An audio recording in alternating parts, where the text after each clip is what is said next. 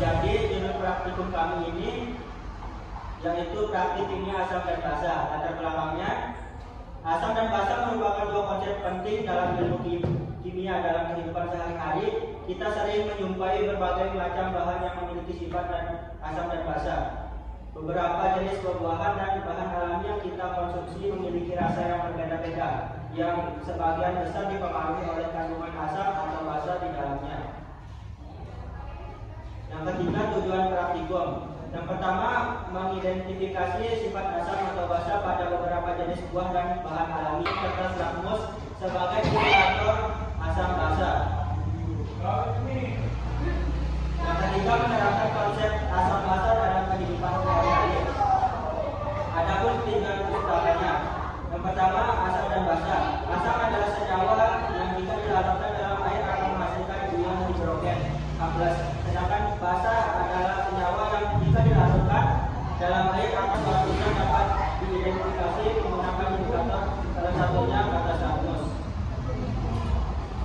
Selanjutnya, alat dan bahan yang digunakan.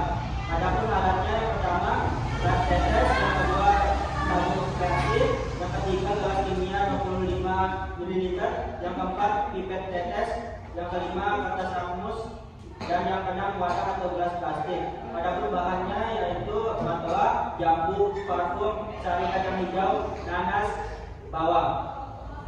Adapun langkah kerjanya, yang pertama menyiapkan alat dan bahan yang akan digunakan, yang kedua bersihkan atau sterilkan alat-alat terlebih dahulu, yang ketiga larutkan setiap bahan seperti matoa, jambu, dan lain-lain. Yang keempat, ambil larutan yang akan diujikan menggunakan pipet tetes dan teteskan pada gelas tetes. Yang kelima, celupkan kertas lakmus merah dan biru pada larutan dan amati perubahan warna yang terjadi. Yang keenam, larutan asam akan memerahkan lakmus biru dan larutan basa akan membirukan lakmus merah.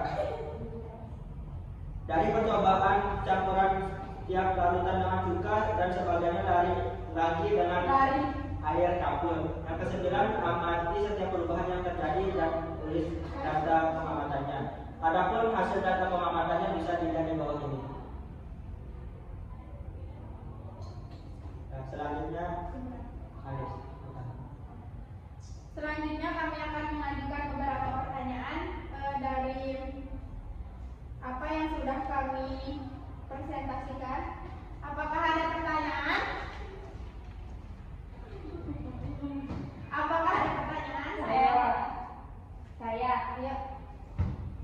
Apa yang menyebabkan suatu zat atau bahan dapat menjadi indikator universal? Pertanyaan yang pertama akan dijawab oleh Haris. Jadi, menurut kami tidak ada zat larutan yang kami praktekkan yang bisa jadikan indikator universal, karena setiap larutan tidak memiliki kemampuan untuk berubah warna secara bertahap pada berbagai nilai pH. Indikator universal harus memiliki perubahan yang warna yang cukup mencolok dan jelas pada setiap interval pH sehingga menggunakan pengguna dapat dengan mudah mengidentifikasi pH larutan.